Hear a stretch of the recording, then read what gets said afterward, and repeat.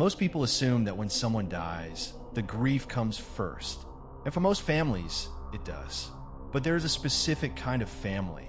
And if you have been unlucky enough to be born into one, you already know exactly what I mean, where the grief and the calculation happen at the exact same time. Where someone is crying at the funeral and quietly doing math in their head simultaneously. Where the flowers are not even wilted yet, and someone is already asking about the will. Tonight, we have 3 stories about what happens when that calculation turns into something much worse than greed.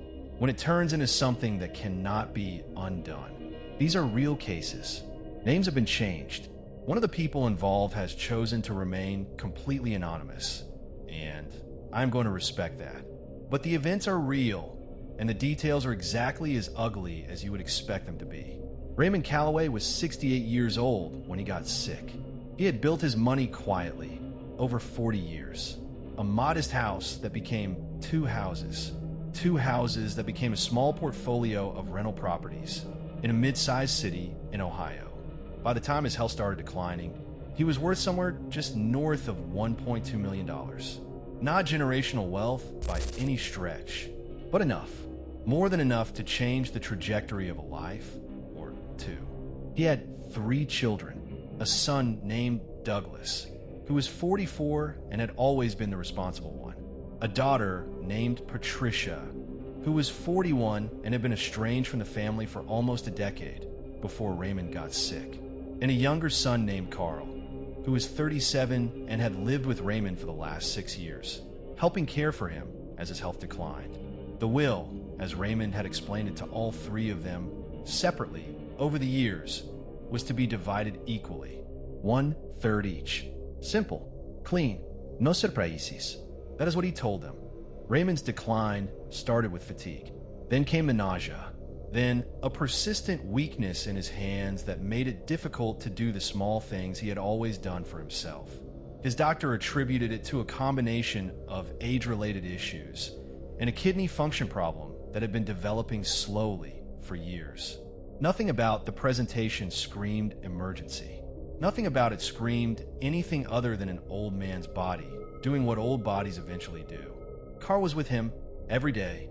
He cooked Raymond's meals, managed his medications, drove him to appointments, and handled the household finances through a power of attorney that Raymond had signed over to him 2 years earlier. Douglas and Patricia visited occasionally, but neither of them lived close, and neither of them had made the sacrifices Carl had made. Or so Carl reminded them, every chance he got. Raymond died on a Tuesday morning in March. Carl was the only one in the house. The official cause of death was listed as acute kidney failure, compounded by cardiac stress. His doctors signed the certificate without hesitation. Raymond had been sick for a long time. Nobody was surprised. The funeral was quiet. Patricia flew in from out of state. Douglas drove up from 2 hours away. Carl handled the arrangements. It was not until the will reading, 3 weeks later, that things began to unravel. The attorney opened the document and began reading. And within the first 2 minutes, both Douglas and Patricia understood that something was wrong. The will they were hearing was not the will Raymond had described to them. The properties, the accounts, the investments, everything had been redirected. A new will, signed 14 months before Raymond's death, and witnessed by 2 people neither sibling recognized, left the entire estate to Carl. Every single dollar, every property, everything. Douglas said the room went very quiet when the attorney finished reading. Patricia was the one who refused to accept it. Douglas was stunned into a kind of paralysis that took him weeks to shake. But Patricia, who had spent a decade away from this family and had come back only because her father was dying, looked at that document and felt something she described later as a cold and absolute certainty that something was deeply wrong. She hired a probate attorney within a week. She began contesting the will on the grounds that Raymond had not been of sound mind when the new document was signed, pointing to the timeline of his cognitive decline. Carl responded through his own attorney, and the dispute settled into the slow grind of the legal system. But Patricia did not stop at the legal challenge. She started asking questions that nobody else had thought to ask. She went back through Raymond's medical records. She talked to his doctor. She talked to neighbors. She talked to the pharmacist, who had filled Raymond's prescriptions for the last 3 years. The pharmacist remembered Carl well. He came in often. He always picked up Raymond's medications, personally. He was attentive and organized, and the pharmacist had always thought it was touching how dedicated he was to his father's care. Patricia asked if there had ever been any irregularities in the prescriptions. The pharmacist hesitated, then said that about 18 months before Raymond died, Carl had called, asking detailed questions about medication interactions, specifically about what combinations might accelerate kidney deterioration in an elderly patient. The pharmacist had assumed it was a concerned son, trying to understand his father's condition. He had answered the questions helpfully and thought nothing more of it. Patricia brought that information to her attorney. Her attorney brought it to a private investigator, and the private investigator brought it to the county coroner's office with a formal request for a toxicological review of Raymond's case. The exhumation was approved 4 months after Raymond's death. The toxicology results took another 6 weeks, and when they came back, they confirmed what Patricia had spent every waking hour trying to prove. Raymond Calloway had elevated levels of ethylene glycol in his tissue samples, a compound found in antifreeze, colorless, tasteless when diluted, capable of causing progressive kidney failure over an extended period if administered in small, consistent doses over time, undetectable to a general practitioner who had no reason to look for it. Someone had been poisoning Raymond Calloway for at least a year before he died, slowly, carefully, in a way that mimicked and accelerated the natural decline that was already happening to his body. Carl was arrested on a Thursday morning. He was charged with first-degree murder and fraud related to the altered will. The 2 witnesses who had signed the new document were located, and both eventually cooperated with investigators. One of them, a former co-worker of Carl's, who said Carl had told him Raymond was mentally incapacitated and needed a legally simplified document. The witness said he had signed it without reading it carefully. He said he trusted Carl. Douglas and Patricia did not speak much during the trial. They sat on opposite sides of the courtroom and watched their brother be convicted of killing their father for a house and some rental properties in Ohio. Carl received a life sentence. The estate, after legal fees and the lengthy probate battle, was divided between Douglas and Patricia. Raymond's properties were sold. The money was split. Patricia said, in an interview after the verdict, that she did not feel relieved. She said she felt cheated, not by Carl, by time, by the year and a half she had spent fighting for a truth that should never have needed fighting for. She said she thinks about the meals Carl cooked for her father, how Raymond had always praised how well Carl took care of him, how grateful he had been. She said that is the part she cannot get past. The second story does not have a name attached to it. The person who submitted this asked to remain completely anonymous, and I am going to honor that without any further explanation.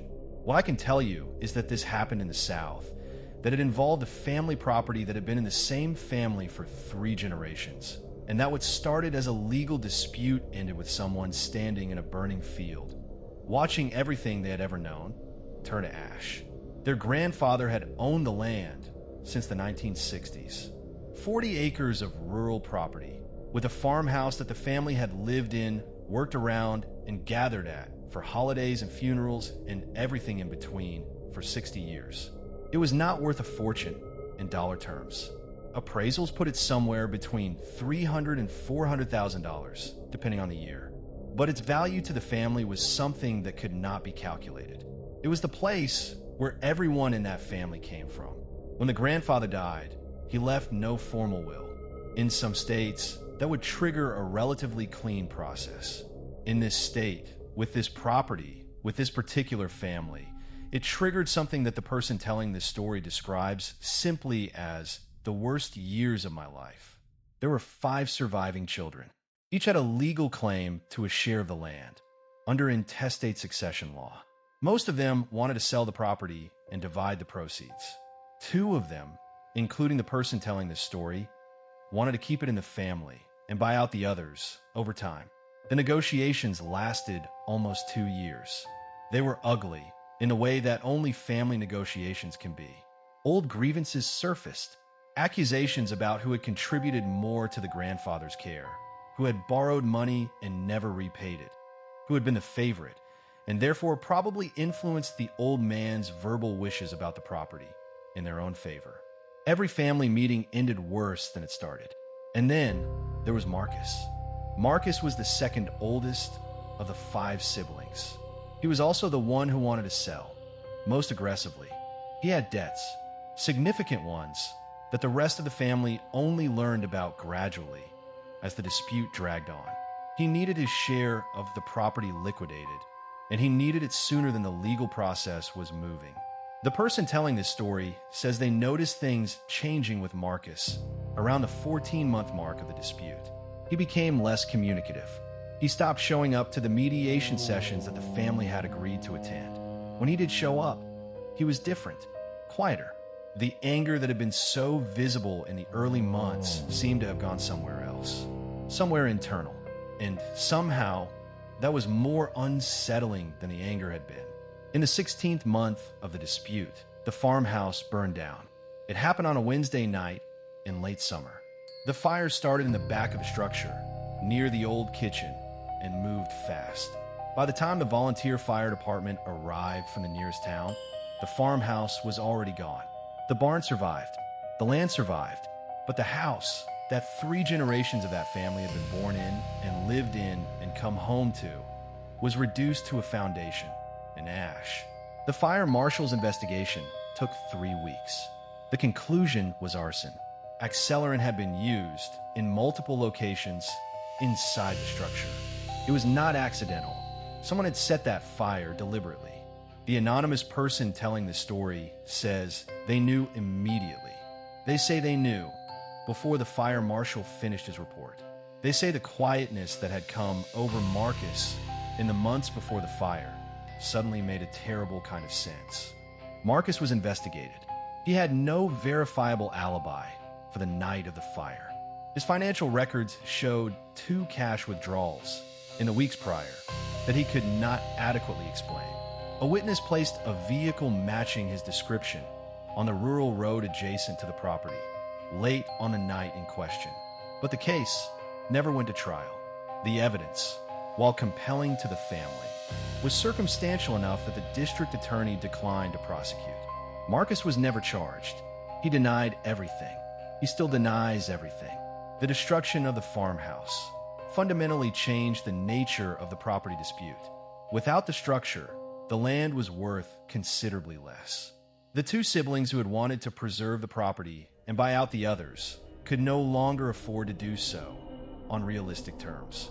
The family eventually agreed to sell the land. The proceeds were divided 5 ways. Marcus got a share.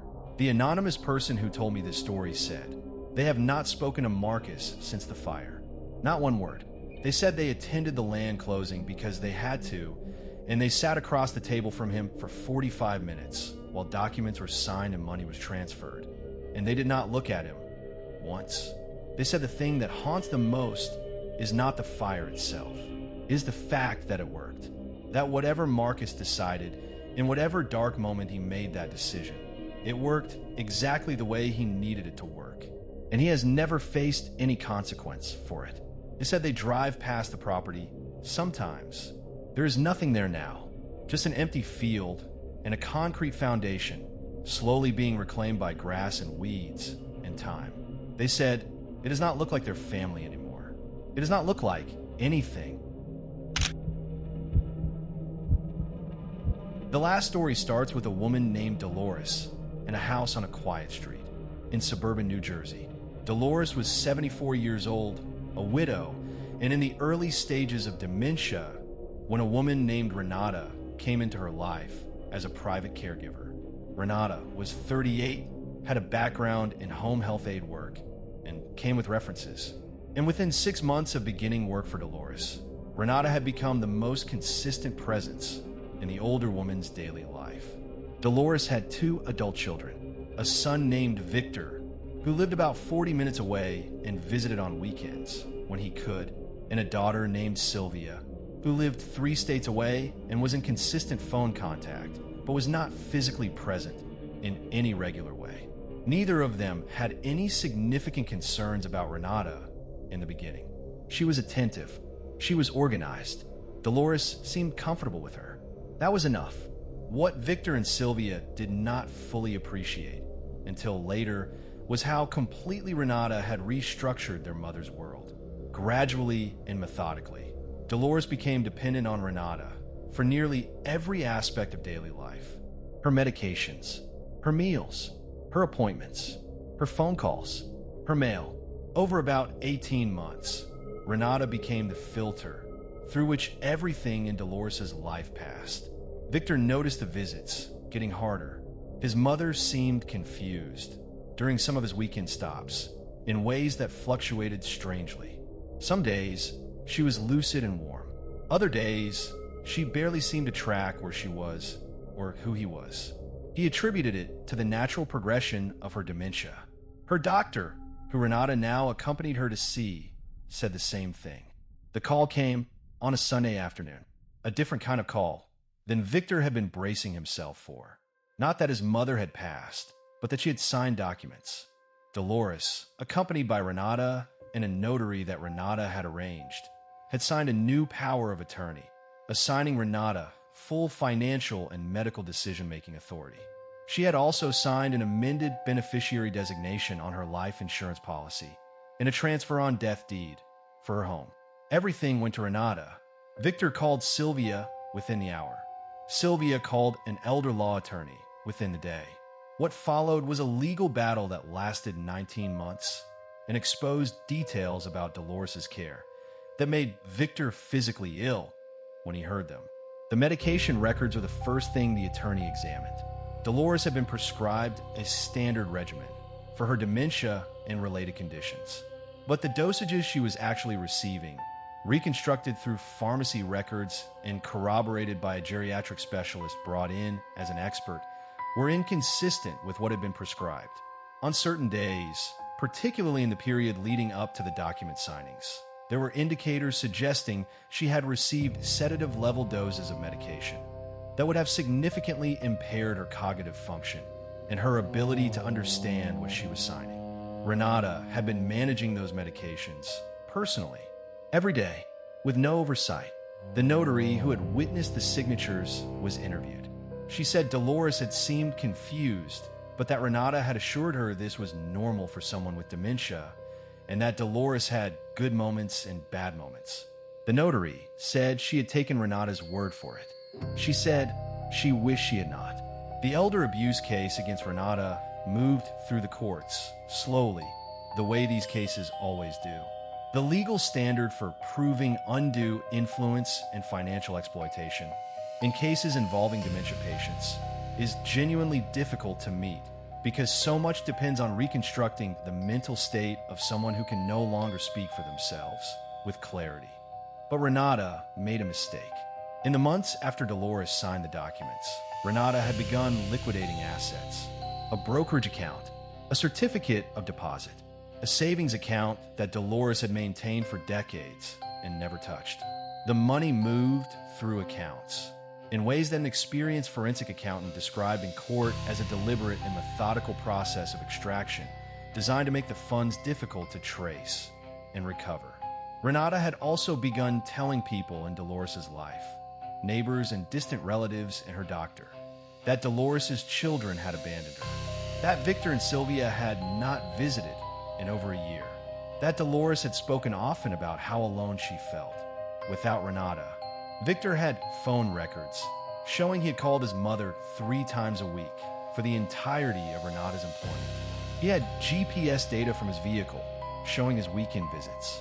He had text messages from his mother, sent in the months before the document signings, that were warm and oriented and showed none of the confusion Renata claimed had been present all along. The jury deliberated for 2 days.